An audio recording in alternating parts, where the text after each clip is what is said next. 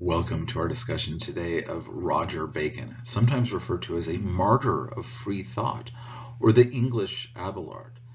In any ways that you look at him, there's probably no greater 13th century English philosopher than Roger Bacon.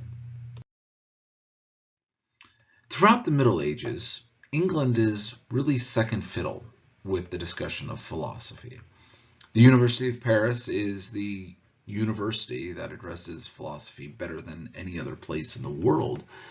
And England, while it's got major contributions in the areas of logic and produces a handful of great philosophers as well, is always kind of trying to assert itself over and against the greater pull of the University of Paris. In fact, many of the greatest English philosophers also will spend a little while over there at the University of Paris. And England is trying to assert itself against Paris. And in many ways, most of English philosophy, of what we see taking place in England, is a contest. It's trying to assert itself. It's trying this push and pull. And eventually, England kind of breaks free, but that's really not until after the medieval era is over. And by the time we're getting into early modern philosophy, some of the greatest names of English philosophy that we think about are usually ones that come later. Now, that doesn't mean they don't have a contribution at this period, but again, it's always with this backdrop, always with this push and pull against the University of Paris. Probably the greatest Englishman who made an impact within England and not just Paris is Robert Grossetti. 1168 to 1253. He was born in Stradbroke in Suffolk, and he began teaching in Oxford around 1190. Of the first Englishmen, he was to read the New Logic of Aristotle and translate the Ethics. So we would get this sort of work and translation into English as well as Latin and others. He knew Greek and also translated Dionysius and John of Damascus. So we see a parallel track in many ways of what he's doing and what Albert does as well. He is a Neoplatonist, and to most English, he is viewed as the great master, the most learned man, the homo magnus in sanctity, verite, clarite, sapiete, right? So the Englishman, he put his stamp on Oxford in a way that rivaled any single teacher who did so in Paris. He also welcomed the Franciscans into Oxford and opens up this sort of vein of thought into England that comes from the mendicant lifestyle of the Franciscans. The only one ever to criticize him is Roger Bacon, but as we will discover shortly, Roger Bacon criticized everybody. Probably the most significant 13th century philosopher or thinker or scholar to come out of England is none other than Roger Bacon, 1214 to 1292. He's English, as obviously mentioned before, and an avid critic of everybody and all things. There's not a single person that Bacon met that he didn't criticize, which is really kind of a detriment for him. In many ways, he's kind of like an Abelard, where his just personality is so off-putting to so many. But his brilliance is also something that needs to be looked at. The Abelard we see within, Paris. Bacon, we're going to see while he goes to Paris, is really kind of the English as opposed to the French version of this same sort of genius misanthrope who's never really happy with the work of anybody else and will get himself into trouble more often than not just through criticizing everybody, oftentimes for no good reason. Because of his avid criticism and this sort of way to try to revere him in many, he's often referred to as a martyr of free thought, which is a very kind sort of expression. But again, if you're going to be pushing towards free thought a lot, you very well might become a martyr. He lectured at Paris on Aristotle's physics and metaphysics even during the time of the Prohibition, though. So his limits He's not going to follow, prohibitions. If he likes an idea, he's going to talk about it. And so this kind of really works out well for him. His family was very wealthy as well, which probably helped insulate him from a lot of critiques, is that he just didn't care. Uh, he's got financial stability, and then later on, we'll see how this changes. But early on, he can kind of do whatever he wants. He is wealthy enough to be able to do so. His scholarship is easily divided in half: the time before he became a Franciscan and the time afterwards. Obviously, becoming a Franciscan, his family's wealth is not going to matter to that same extent. Bacon's early career began when he started studying at Oxford around 1234. He was only about 13 years old at this time, and at this point in the 1230s, he's learning Aristotle and is able to announce Aristotle and read and interpret Aristotle better than pretty much anyone, including masters at Paris. To kind of put this into perspective, Albert the Great didn't really begin his major undertaking of Aristotle until the 1240s. So Bacon is really kind of doing this before a lot of other people. As the century progressed, Oxford shifted further away from philosophy and theology and more towards the natural sciences, and Albert kind of did the same a little bit. He will study under Grossetti, though he would later criticize his own master. From Grossetti came his interest in science, especially physics and optics. So we kind of see this sort of progression and discussing of things as a student. He's quick, he's learning, he's interested in everything, and he's doing so at a very young age and relatively early in the century for the Latin world to be studying Aristotle as well. Bacon really is an inheritor of Islamic philosophy.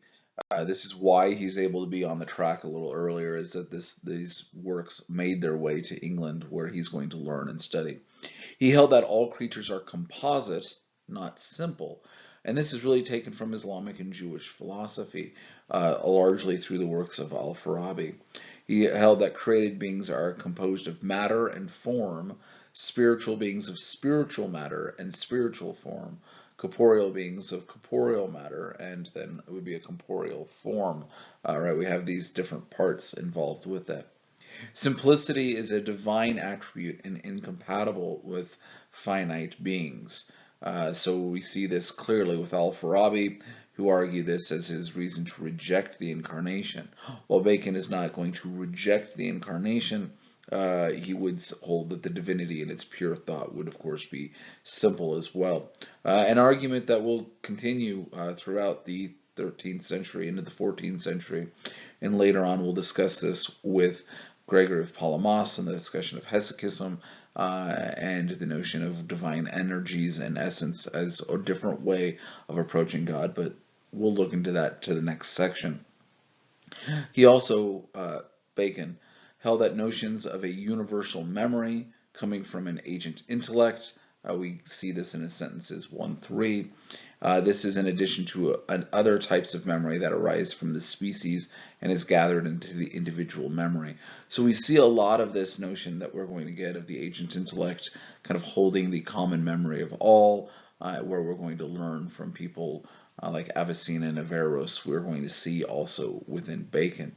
At Paris, he's going to write his own commentary on the books of sentences, which is a very realistic and common practice at this point, where he's going to ask about the distinction of memory and understanding. So this is where he's going to look and treat this.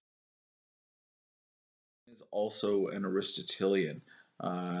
He studied Aristotle at Oxford from Islamic sources, as well as from reading Boethius, of course, because that's where everyone's first encounter with Aristotle is coming from.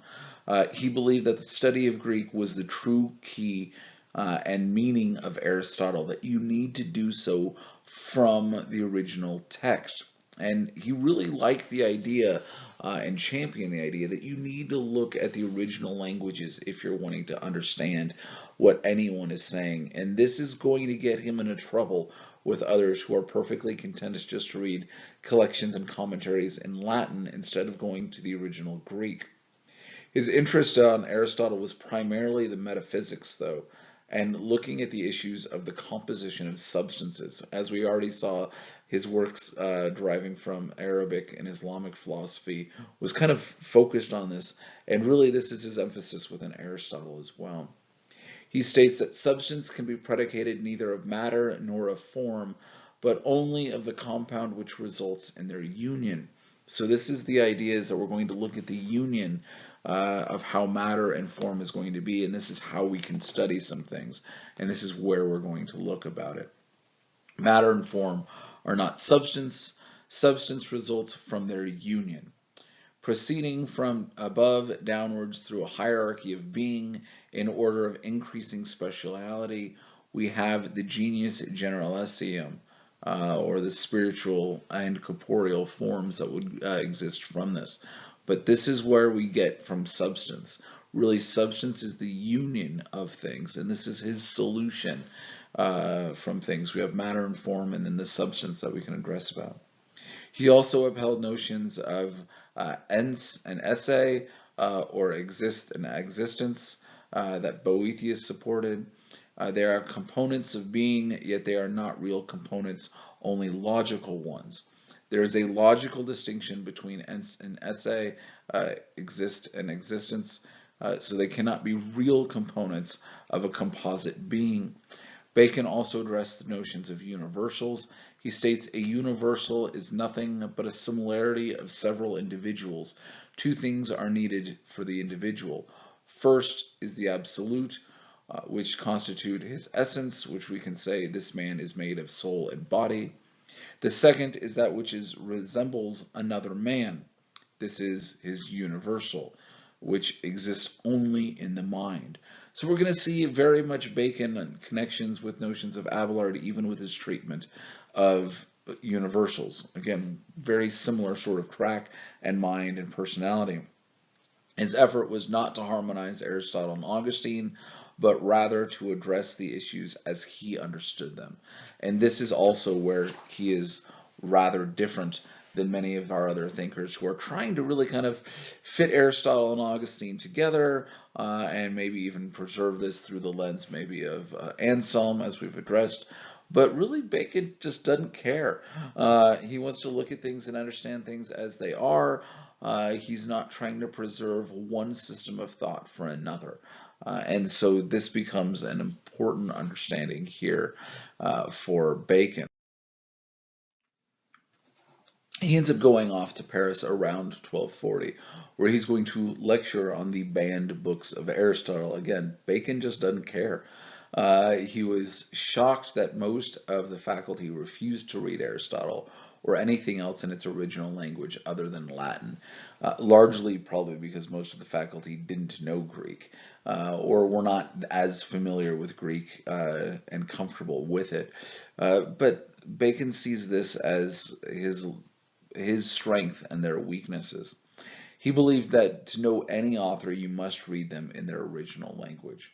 As such, the scholars in Paris misconstrued Aristotle, according to Bacon, because they were dependent upon translations and the spin that the translators or the commentators wished their reader to know. That when it's translated, this is how you're going to read and see things. You're going to see the same sort of notion within the translation of any text. Famously, discussions of the Vulgate, St. Jerome's translation of the Bible, where he's ends up putting in the idea of doing penance instead of being penitent, right? That it's instead of having the heart, it's the action, and this is the way that he translates it for this effect. Faith, hope, and love. Love is often translated as charity, and that notion of giving, because this was esteemed as the highest form of selfless love at the time for many. And we can kind of see that, okay, this is fine, but it's a spin of the translator and their interpretation of it. And if that's all you're reading, your interpretations of this are going to be off. And this is the same sort of criticism that Bacon has of his fellow instructors at Paris. He says Aristotle's works are the foundation of all wisdom, but they must be studied in the original to be any profit. End quote, right? This is the important thing for him.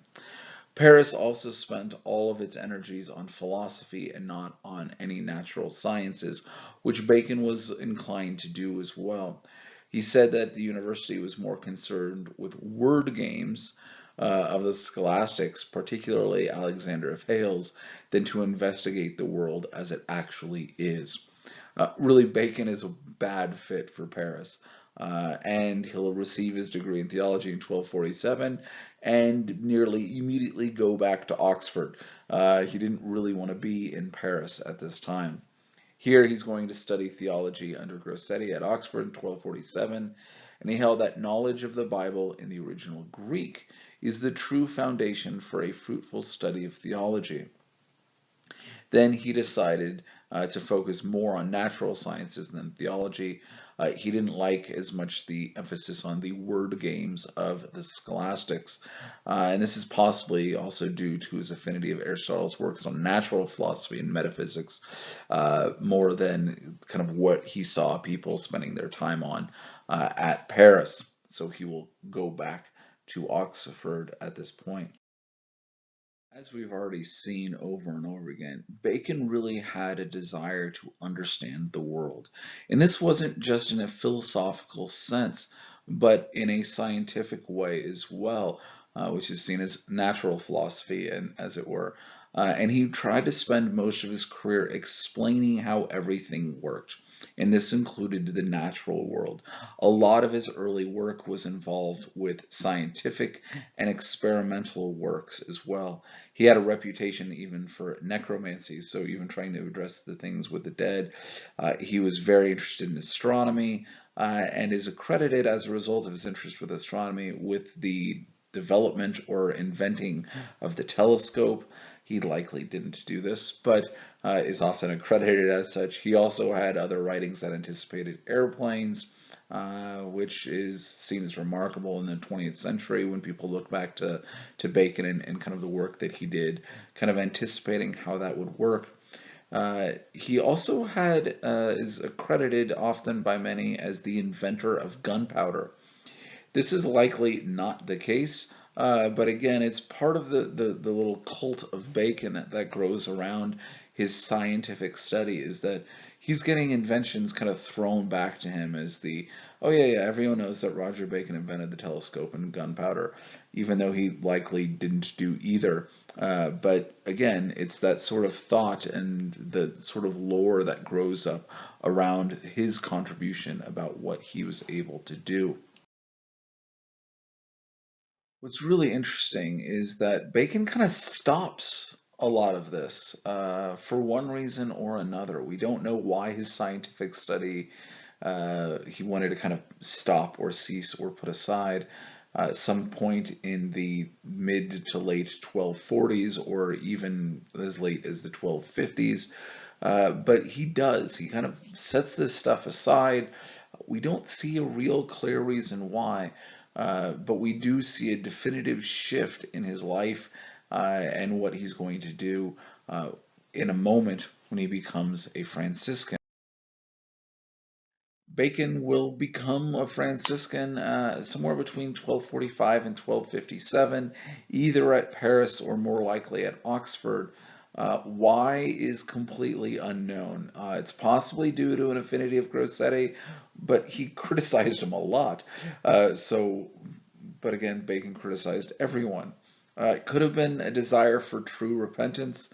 This is probably the most generous and way of looking at this, is that he just actually earnestly desired to change his life. He's going to still write criticisms of everybody. He's still going to kind of do his jerkish sort of things, but maybe he had a heart towards actual penance and wanted salvation, and he thought there was more to this world than just the natural sciences. Again, all of this is speculation, but he became a Franciscan and probably hoped that he would be allowed to continue his experimental pursuits. Instead, it was filled with nothing but trouble and frustration. The second half of his life, since he became a Franciscan, was really miserable. Bacon was a fairly wealthy man, as mentioned earlier. It said that he spent about 40,000 pounds on books and experiments during his lifetime. If you want to put this into modern money, in the year 2020, this is worth $5.25 million. So he's spending quite a bunch on books and experiments. That becoming one of the most austere mendicant orders where you take on a life of poverty seems to be a little bit, incongruous, but this is what we've got. Bacon would end up being moved once again to Paris under the direction of the order, a move that he likely disapproved of. Around 1257, he also came under suspicion of St. Bonaventure and Jerome de Escali, who became the next Minister General of the Franciscans. And really, they were kind of wondering, is Bacon a heretic? Right? This is, again, we can see a lot of parallel tracks between Bacon and Abelard. He's that English Abelard who's kind of becoming a monastic. Why is kind of questionable. He's still criticizing everyone, and he's being condemned, or at least suspected of heresies on multiple. So, is Bacon a heretic? Is a great question. And a lot of this goes back to the questions of Aristotle. Aristotle was suspicious, and probably this is enough that's going to get Bacon recognized or suspected of being a heretic at this point by many. Still, he was rather inquisitive regarding the scientific inquiry, and he also made a lot of enemies with all of his criticisms. He criticized Alexander of Hales, Grossetti, Aquinas, Albert, anyone he would meet, all of the champions, all of the leaders on every single faction, he would criticize along the way. And of course, anyone who he supported went against kind of the ideals of the church. He held the notion of the early Greek philosophers were keeping with Providence as much as they were with the early church, and their personal morality of the Stoics was equal, if not better, than that of Christians. He also thought that the morality of Islam was at least worthy of consideration. And so he's while a churchman, while a friar, he does seem to have some sort of issues where he's going to accept a lot of questionable ideas at this point. And so this becomes an issue for him. We also need to understand that the friars minor were fairly conservative at this time. Again, today most of us probably think of the Franciscans as being a little bit more of the liberal wing of the Catholic Church, but at this time they were the conservatives. They were wanting to kind of keep everything together, and Bacon picked the wrong order. I don't know what the right order would have been, but the Franciscans were not the right one for him. He was forbidden to publish anything by the order. A decree from the chapter of Narbonne in 1260 forbade any friar to publish anything without permission and careful censorship, likely out of fear of heterodox or heretical Aristotelian thought.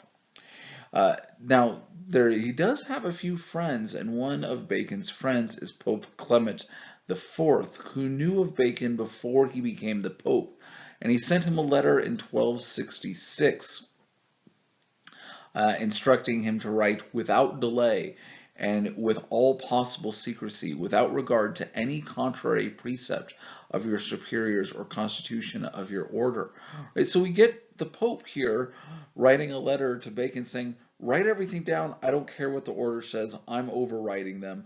I like you, Bacon, and if anyone disagrees with you, they're wrong. Just go ahead and do this. So then Bacon spends the next 2 years of his life feverishly writing, and he'll write 3 works extending some 600 folio pages of print. We have the Opus Majus, the Opus Minus, and the Opus Tertium, right? The large, the small, and the third. In 1271, he followed these up with his Compendium Studii Philosophae, and in 1277 he was restrained from writing and came under the censure and placed under the house arrest at this point. Again, we can kind of see very similar tracks to what happened with Abelard. You get a couple of popes who like you, you're put under house arrest, you're suspected of everything, and not formally condemned as a heretic. At this point, he appeals to the Pope in 1277, but Jerome, the new Pope, suppressed the calls for Bacon's support. Then Jerome becomes the next Pope, 1288, Nicholas IV, and remains Pope until 1292. The order then met to look over the condemnation. At this point, they actually freed Bacon. So this becomes a whole nother issue. So he will get free, he won't be placed under house arrest, but this comes really rather late in his life. And so we see, again, the same sort of issues. And most of his discussions of philosophy we can look at later on, which comes during this brief period where he's just writing a crazy amount because one pope liked him while the next one didn't. Bacon will return to Oxford and die, which is probably where he would want to have died anyways. He was likely under house arrest still until about 1292. And the house arrest we might actually want to look at as a nice action. It might have been there to protect him from the many enemies that he had accumulated through his life. He was generally depicted as irresponsible and neurotic and had no friends. So the fact that the order is putting him under house arrest might have protected him. When the condemnations get lifted in 1292, he leaves Paris to go back to Oxford and dies shortly thereafter, within the space of months, if not even less than that. So he dies a free man, not under condemnation, but again, alone, but at least back home. So we can take that as it were. Hopefully you've enjoyed our discussion here, a little taste of Bacon, and get to understand that Bacon had a lot to offer the 13th century. He engaged with the philosophy of Boethius and Aristotle and Arabic philosophy, many times when these were not supported, when these were challenged and pushed back. He tried to draw a line through one idea and another, and in many ways he suffered many of the same pitfalls that Abelard had. Both will end up their life in house arrest and not get to do everything that they're hoping to be able to produce, and the world is poorer for that in many ways. Both Bacon and Abelard, the English and Frenchman, are engaged in free thought and trying to really understand what being a philosopher is, and what does this mean, and what ideas are we supposed to be taking and advancing. And so hopefully you understand Bacon a little bit better.